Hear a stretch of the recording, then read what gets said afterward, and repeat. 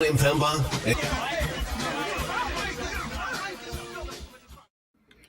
What is going on, everybody? Jon Impemba here with James Grande. Welcome to the Fantasy Time NBA DFS Playbook Preview Show. We have a 4-game Thursday slate on tap here. James, man, my friend, how are we doing coming off of this 13-game main slate here? I know we've had some big-time performances from guys we're in on, some disappointing performances from also some players that we like, some game flows. Maybe we didn't expect to turn out the way we did with that Utah Memphis game going the way of a 30-point blowout. All in all, though, for me at least, I turned the page. I looked at Thursday. How are you feeling about things? Still having a decent night. Probably gonna win my money back. Maybe something more if Anthony Davis has a big second half. But on to Thursday as well. Nice little 4-gamer. We are, there are a bunch of teams on back-to-backs. Toronto on a back-to-back. Detroit, New Orleans on a back-to-back. Utah on a back-to-back. We've already seen Spurs, Phoenix. That just happened on Tuesday. We actually just saw Toronto, Philly. So a couple of these aren't fresh matchups. A couple of these teams reeling maybe on back-to-back. So should definitely be an interesting slate. And, I'll just get into the Vegas side of things. Like 216 total in Toronto, Philly 8-point favorites, despite just first game without James Harden. I guess not first game since trading James Harden. They are 8-point favorites against the Raptors. Detroit 7.5-point road dogs, despite not knowing the status of Brandon Ingram for New Orleans. We have Utah 222.5 and Orlando actually 1-point favorites on the road, and then San Antonio, Phoenix 20-point game it was, and I think Phoenix had a lead in that game. San Antonio actually just stole the game away at the end. Keldon Johnson legit stole the ball, put it up. They won the game. 225. So San Antonio, Phoenix running right back with the best game environment on the board. And we might have a returning Devin Booker. So a lot of interesting things going on. Not a lot of great game environments, but we'll make it work and have some good plays for everybody. Yeah, for sure. Let's jump into it here. Point guard position, as we mentioned, we'll see if Devin Booker is available or not. But I think either way, we're just plugging in Tyrese Maxey anyways. Number one play. We talked to Nick Nurse. We long time following him with Toronto. He plays their starters all the minutes, 40, 41, 35. He's come out 53, 57, 47. The price has not caught up to the production quite yet. So just continue to plug in, especially on a 4-game slate, Maxey here. Dude, he's shooting 56% from 3. Like, it's just 50, yeah. 50, imagine he goes 50, 60, 90. Like, imagine, obviously that would be like the best shooting. Could we have bet most improved player award on Tyrese Maxey? Like, was he available on that prop? Because I know he had a breakout year last year, but like, yeah, he is. And I don't want my DraftKings to close, so I'm not going to open DraftKings Sportsbook right now. So if you want to open it, you can. But yeah, for sure. 37-6 through 3 games is kind of outrageous. Not in the injury report either. There was that little hand issue that they were talking about. No longer on the injury report. It's plug and play. Tyrese Maxey season. Getting Dennis Schroeder defense on the second leg of a back-to-back is pretty juicy. Yeah, I'm actually curious who's really the more improved player award. Is it him or the guy that's right below him in pricing? Scotty Barnes had himself a hell of a year. Yeah. Going off against the matchup against Milwaukee, DraftKings stats don't have it updated yet on the page, but I'll just read off what he did to Giannis and company here in a game in which Toronto won by 19. In 29 minutes, Scotty Barnes went for 21, 12, 5, 1 steal, and 2 blocks. Continuing just a ridiculous start to the year there for Scotty Barnes here. So some wild production. Yeah, and the best part about Scotty Barnes is outside of not the best part, but another just sprinkle on top is you can play him at so many different positions, point guard, small forward. So if you want to play, if you wanted to start your lineup Maxey Barnes and not like worry about spending up to find value, you could do that, and you'd be super happy because Maxey and Barnes have both gone for 50 a handful of times each. So. Yeah. One of the chalkier plays on the Wednesday slate was CJ McCollum. We'll have to wait for the Brandon Ingram news here. They are on a back-to-back, as is Toronto, as you just mentioned, with Scotty Barnes here. But McCollum came through with a big-time performance on Wednesday. So if Ingram is out, you can probably expect some rostership heading his way. You've mentioned Dennis Schroeder as well here. How are you handling some of these value guards? Jeremy Sohan, Markelle Fultz, Jordan Goodwin, Jaden Ivey, Jalen Suggs, only 5K after the way he's played the last couple of games here. Do you got a favorite value guard? Sohan's fine. I like the 30 minutes. We just know he's going to need to stuff the stat sheet to get us there. Dennis Schroeder, 62. He had a huge game on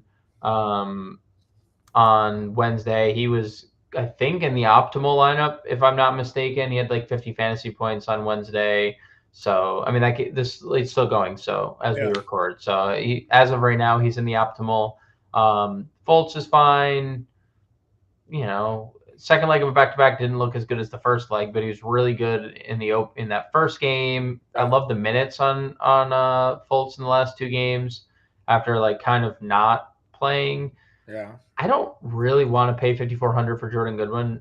We already saw the minutes tick down in a competitive game. Yeah, and they could have Booker back here. Yeah, now Booker might be back. It's probably a no from me. Jaden Ivey could be a little bit interesting here. The Alec Burks late scratch was a little bit weird, and he got scratched after lock, didn't play. Ivey did see 22 minutes, 10-2, 2-1-1. He's finally, like, the price just finally continues to fall and fall and fall. I mean, I guess it started at 6K. It's been pretty down, but in tournaments, small slate, Ivey's fine. Cole Anthony tournaments. Talon Horton-Tucker's been better the last couple games, John. If you want to go there, he's been, outside the Phoenix game, I guess he's been pretty good.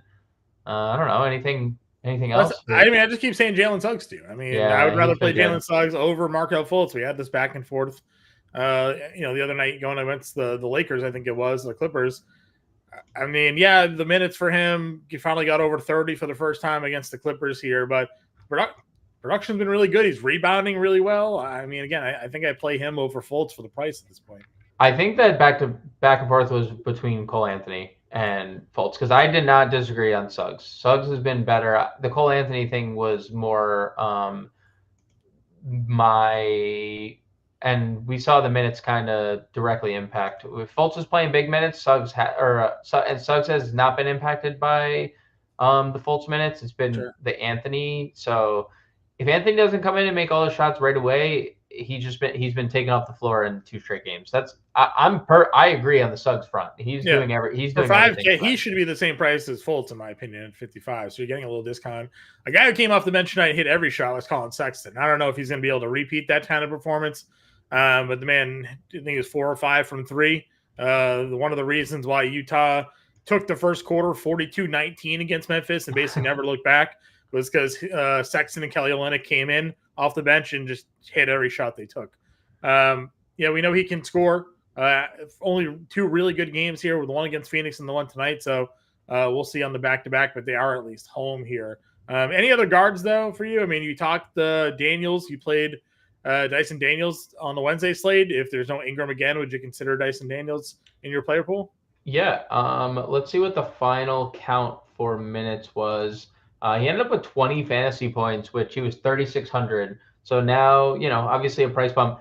25 minutes again. So we've now seen 22, 24, 25 minutes in 3 straight games for Dyson Daniels. Preseason darling. I don't hate getting to Daniels. And then I'll just throw this name out there, Marcus Sasser for the Pistons. Hadn't been playing a lot tonight. He played they don't want to play Jaden Ivey, right? They don't. I mean, they just apparently don't. I mean, 22 minutes is fine for Ivey, but 23 minutes for Marcus Sasser, 8-6, 3 rebounds, 4 steals, and a block. Now, the steals and block, obviously, not good. 5 blocks and steals in 23 minutes for a bench player, not like sustainable, but he's $3,600. Not the easiest game, I would say, Detroit. I mean, has to travel to New Orleans, second leg of a back-to-back. If there's no Alec Burks again, Sasser's kind of already been playing every day. 14 minutes last game, followed by 23. Yeah. Looking at the popcorn machine, he closed the final 4 minutes with Thompson, Cade, Stewart, and Joe Harris. That was their finishing lineup in the final 4 minutes. So yeah, I don't know, 23 minutes. He played a lot of them in the first half, to have 12 minutes in the first, so 12 minutes in the second half. I mean, just throwing that out there. If there's no Alec Burks, Marcus Sasser could be an option. Agreed. What are we going at the shooting guard position here? We talked on the stream on Wednesday. Every other game for Cade Cunningham has been good or bad. He had a great night on Wednesday. Does he buck the trend and have back-to-back good performances, or are we in for a down night here? I mean, I don't believe in those types of things, but if, I'm sure someone does. So I'm sure someone out there. I think it's just going to be a roller coaster with Cade, regardless of like good or bad day. We might get 2 good days in a row. We might get 2 bad days in a row from Cade, and it is what it is. But I think if there's no Jalen Duren again, and like Marvin Bagley's on the floor, they need Cade to be really offensive minded. 35, 4 and a steal.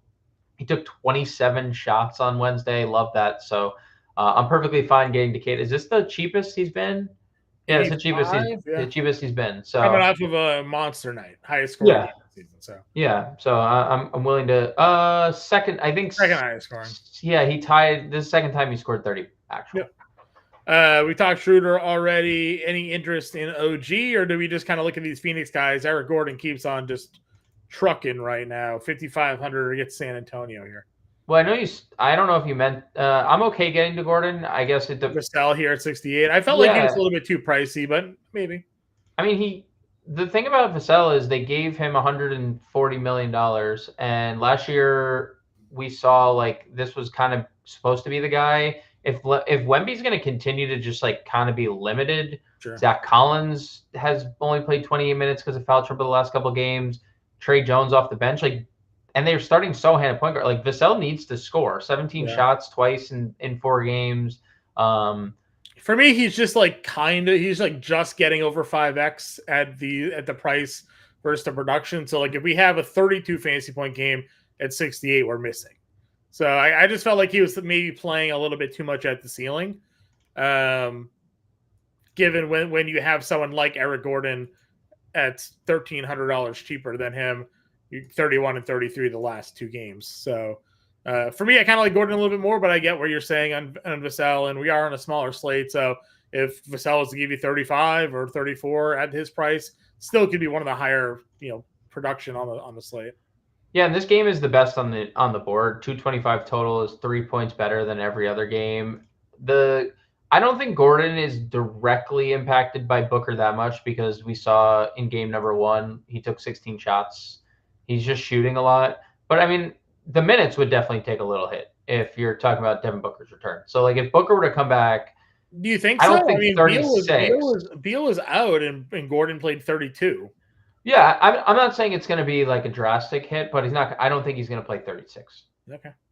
It feels like to me he would be probably still in line for the most minutes of the other Suns. I guess I'll call them, right? Like, well, we saw he didn't start when they started. No, I know, but he still played 32 minutes off the bench in that scenario. So, and we don't know what their rotation is going to look like now. They've now seen how Gordon has played, right? I mean, it's the opening night he has played well. Yeah, so we'll see. Again, we don't even know if Booker is going to be in or out or not. So, where else are we going here in the shooting guard position? Do we think Jordan Clarkson can follow up his productive game on Wednesday?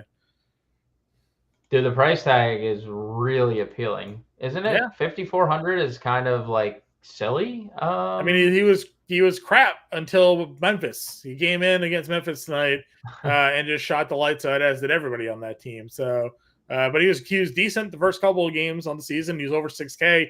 Now all of a sudden he's $6,000 or $5,400 rather on this slate, coming off a game in which in just 26 minutes he was 8 of 13, 26, 5 and 2 steals for Jordan Clarkson tonight. Not too bad of the day at the office there. Yeah, I think 5,400. I could see a scenario where he's pretty popular. So I think Clarkson's fine. Melton's interesting. He'll continue to start and play 30 minutes. He's been pretty bad. Finally had a good game against Portland, but everyone has good games against Portland. Seemingly. And then I don't know. I mean, look, Grayson Allen's been playing big minutes too. If there's no Booker, he's kind of like similar to Eric Gordon. He's not going to take the same amount of shots as Eric Gordon, but peripherally, he's been very good peripherally. He's been super efficient, which has been good. I mean, because you're not shooting a lot, you got to make the shot to shoot. So that has certainly worked out. If Alec Burks does come back and play in this game, I'm fine. Jordan Hawkins got a big price bump, but I mean, he was not efficient. But what do you end up with? 18 shots? Yeah, that's what I was going to check. He took. He was 4 for 19, 2 for 13 from 3. Yeah. Not great, but he did finish with like 30 fantasy points because he had 10 points, 6 rebounds, 5 assists, 2 steals. If Ingram is out and Hawkins is starting again, I know the price again is up. Are you interested in paying $4,600 for him? The minutes there, he played 37 minutes, so it's the answer is, and he was a lottery pick this year. The answer should be yes. So I'll say yes. I tweeted, and I was obviously wrong, but I tweeted tired Jordan Hawkins wired Dyson Daniels on, and it's not like Daniels was bad, but Hawkins was just bad. Yeah. So I mean, sort of. Like if you just ignore from a fantasy perspective, maybe that gives Daniels a little like in real basketball. They're like, maybe we should play Dyson Daniels more because Jordan Hawkins was 2 for 13 from 3, but. If Jordan Hawkins is starting with no Ingram, I have no problem getting there. Yeah, I agree. Small forward. Laurie's here, 9K. Big sad tonight on Laurie Market. It was off just a monster night. Still doubled, but again, 30-point blowout there. He also got into some foul trouble at the end. Got 2 fouls, one without the clock running, and away from the ball foul at one point to give him 4. But he's been great. Thoughts on this matchup against Orlando, though? We do talk about Orlando a lot with their front court. Having Wendell Carter, Paulo Banchero, Franz Wagner, Mo Wagner, John Isaac, they can throw a bunch of bodies at you that are kind of big. Does that worry you at all with Laurie in the back-to-back here? I would say, I mean, it's a mild concern. I think more concerning, he was 8,400 on Wednesday. He's 9K on Thursday. I mean, not that 9K, like he's shown a near 60-point ceiling twice. So it's not that 9K is like out of the realm of like reachable and surpass, like he can surpass that easy. But I don't necessarily worry that much about Orlando, especially like Utah back-to-back at home. And he got to rest for pretty much the entire second half. Yeah. So I'd be okay getting to market in tournaments. I'll be very okay playing Franz Wagner again. Dude, it's like, again, he's not playing out of his mind where it's like there's a crazy ceiling, but he is so safe every night. And I think he can play a little bit better, honestly. He can. He absolutely more can. Shots, but like 37, 36 at 67, fine. Obviously 30 at 68, it's not the best outcome, but what do we talk about going into the slate? Utah is the worst defensive team in the NBA prior to what happened tonight. Again, that was more of their offense kind of playing defense for them there. Than anything else here. So I do like Franz Wagner a lot tonight in that mid-tier price tag. Our guy Oscar Thompson came through, had a nice night for himself with Jalen Durant out of the lineup. Got off to a really strong start with the defensive numbers, kind of like in the second half for a lot of these Detroit guys. Outside of, I guess, Cade Cunningham didn't do like a ton, but he finished with 16, 7, 2, and 2. Again, I think he had 12 and like 5 and like those steals before half. So again, could have had a better second half there, but I do think the price is up now. 66. Yeah, it's fair. Yeah. So it's the value is kind of going away a bit, but I mean 40, 34, 31, he probably had close to 40 fantasy points again tonight. Or a little over 30 fantasy points again tonight. So, not a terrible spot for a guy we do like. Yeah, I mean, it's just a price thing. It's just right. I mean, you said it too. It's just That's Kelly Oubre is moving like into the starting lineup. We got that announcement, which means Nick Nurse starting lineup, 35 minutes incoming for Kelly Oubre. Yeah, 35 minutes coming for Kelly Oubre. And he said it was like potentially temporary. I guess they'll like figure out whatever that means, right? What a temporary but if I'm Kelly Oubre, like show Nick Nurse why it should be permanent, right? So I do like Kelly Oubre here. I'm gonna go back to the Spurs. I know I sound like a broken record, but I guess we have to show some respect to Keldon Johnson, who I continue to just overlook every slate, and he's been pretty good. So if the Spurs are going to be underowned, I'd be willing to go back to the well. And we just keep assuming that Wembanyama is like a usage monster that's going to take away from these guys, and he just really hasn't been yet. So yeah, yep. I mean, it'll come, and of course, I'm going to play Keldon Johnson and like Vassell, and Wemby's going to have like 26-13 and play 35 minutes, and that's going to happen. But it's not. It hasn't happened yet. There's still some upside here. Anybody else for you at the small forward spot that we haven't yet discussed? What did Matt Ryan end up playing? 20 minutes, 5 points, 3 rebounds. Minutes. Did not do much of anything. Chetty was okay the other night. He's been pretty consistent, like 17 to 23 minutes. It seems like 23 minutes is probably the ceiling, right? That 17 when Wembanyama's, because he subbed for Wemby at the first sub. Listen, Wembanyama we know can get in foul trouble, so that would potentially open up. Do we know if any of these guys are playing for Philly here? Do we have word on that yet? So I was clicking through earlier, and they're not on the injury report. Right. So like KJ Martin, he's available to play.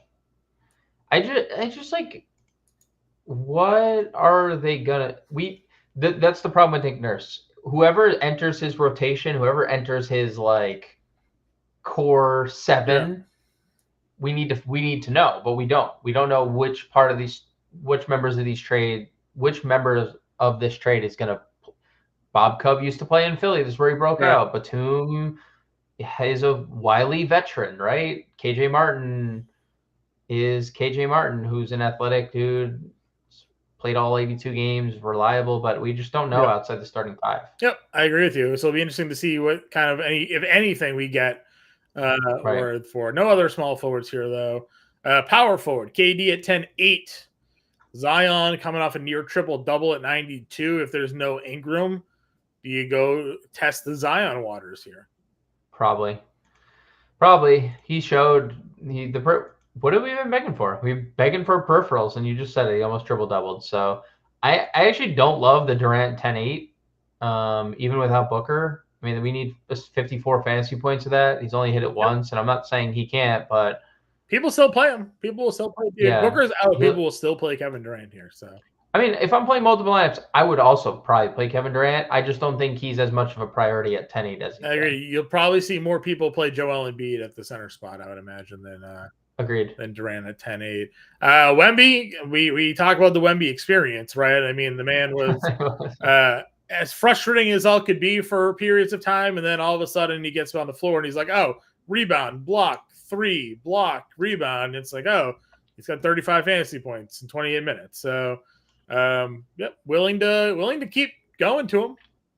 He was 12% rostered on the Tuesday slate there.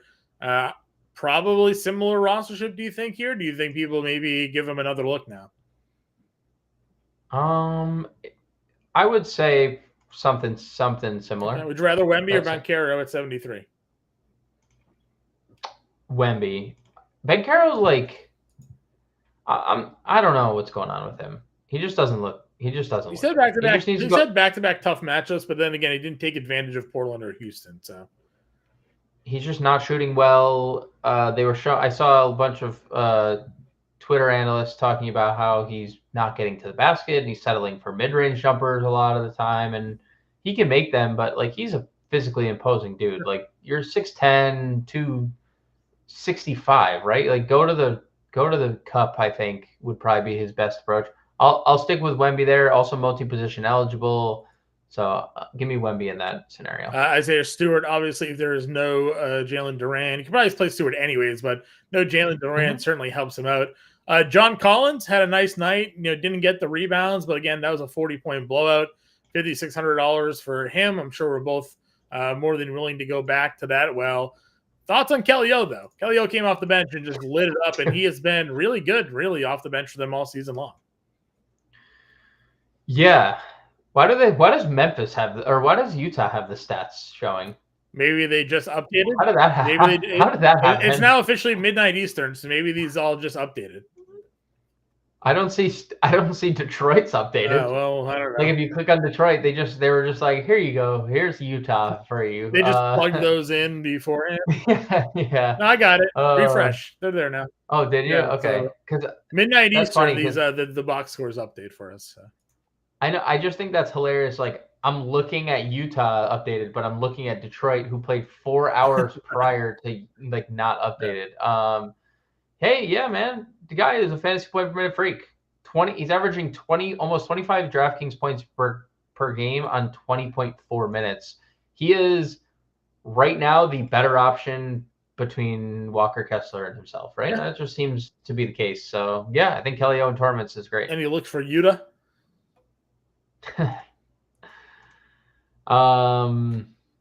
There will be looks. 18 and 20 fantasy points the last 2 games. There will be looks and then probably clicks, and not on his name. Like, yeah, he's fine for a small slate. He's fine for a small slate. Center spot. You got Joel Embiid at 11.5. Yes. Just going to be Jakob Poeltl and crew. Gonna give him a little bit of a test here, I guess. Coming off 81 fantasy points. So, yep. Pretty good. Nurkic got on a nice little run. Still not really scoring as well as we'd like him to be. But still 41 fantasy points, same matchup for him here at 7K. Don't know Jalen Durant's status for this one. You get Zach Collins, Walker Kessler, Jakob Poeltl. Where are we going here at the center spot after JoJo? Dude, I kind of love center. Like, you can play JoJo, but I love Nurkic, especially if Booker doesn't play. You said it, he hasn't played well, at least scoring the basketball. But you love to see the 30 minutes. You love to see the double-double. He continues to be a presence for them passing the ball, 3+ assists in all 4 games. Check out that, whatever that number is tomorrow, John, if Booker's out. I think a Nurkic assist prop looks pretty tasty.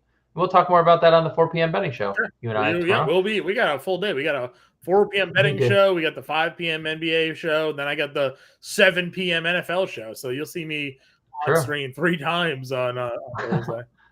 2 is enough. Don't do that to the people. How about also Zach Collins? You're going to go to Eubanks here for a second. Well, we'll go. No, we'll get. No, we're definitely going to get to. We're definitely going to get to Eubanks. But Zach Collins got in a little foul trouble last game, and that's always part of the Zach Collins experience. Made a 3 back-to-back games now, where we're not 0 for anymore. But dude, he's been really productive. 14, 5, 4, 3. He's playing alongside Wemby and being really productive in that role. So going right back to obviously foul trouble. We just saw this matchup possibly against Yusuf Nurkic, so that could be a problem. You've been liking Valanciunas. Is that still a thing for you? I think the Valanciunas play was more contingent on Ingram being out for me. Things just opened up with one of those guys out, right? Like when one guy there is out, I think other players can get involved. The minutes had kind of been pretty crappy for Valanciunas, but he did get, I think he played, did he top 30? He played, he only played 21 minutes again, but like he went 21 minutes, 19 and 9. Like he's just a fantasy point per minute freak. Yep. So, I kind of think that they would need him on the floor if like Duran played. Sure. Because the more traditional center, OKC plays Chet, who can go out to the 3-point line. So that kind of sucks. So I would like to see Duran on the floor. And I would also like to see Ingram not. That would be my contingencies. How are you looking at Bagley and Eubanks here? I mean, Eubanks continues to be awesome. Every slate, he's been super awesome. Well, 3 of the 4, he's been awesome. Even on nights where he's not scoring. And Bagley's obviously right back in play. Wasn't great in the second half of this game. didn't really have to be to get us to where we needed him He to pretty much be. had 20 fantasy points at halftime. We thought we were in for like a 10x night out of him. And, I know. like I said, pretty much everybody but Cade Cunningham just watched the game for Detroit in the second half of that game. Again, that's why they lost Portland, honestly. The only thing is, like, nothing wrong with, like, the 33 minutes was great. The 6 rebounds were great. He just went 3 for 10 from the floor and stopped shooting in the second half. So I'd go right back to the Bagley well, barring the Jalen Duren news. Sure. Moving on down, any other value centers for you here? Mo Wagner potentially at $3,800. I wish Mo Wagner gave me the game he had yesterday in the. Yeah, I may have used Mo Wagner on the wrong shirt on Slate, John. I'll tell you that. Yeah, I mean, there's always a Wendell Carter potential. Wendell Carter really hasn't been playing that well, so he has not. He has not. From just like a production standpoint here, I mean, rebounds 8, 9, 8 are fine, but like shooting the ball horribly, not giving you a ton of defensive stats. Fantasy wise, he hasn't been great. Maybe he's doing what they want him to do on the floor, real life NBA, but from a fantasy perspective, you were expecting a lot more out of this guy so far this year. Yes, absolutely expecting a lot more. 2 for 8 and 2 for 7 is brutal to see from him. So yeah, maybe some Mo Wagner they need an offensive spark. I will, John. So in this OKC game, I don't know how they're gonna how the Pelicans are going to handle the minutes, but if there is an athletic big like Bagley or like Stewart starting, sure. Larry Nance played 23 minutes. Saw that, yeah. 25 fantasy points. We know Larry Nance is a pretty good fantasy producer. So center is a really strong spot on this slate. Nance, only center eligible, is not great.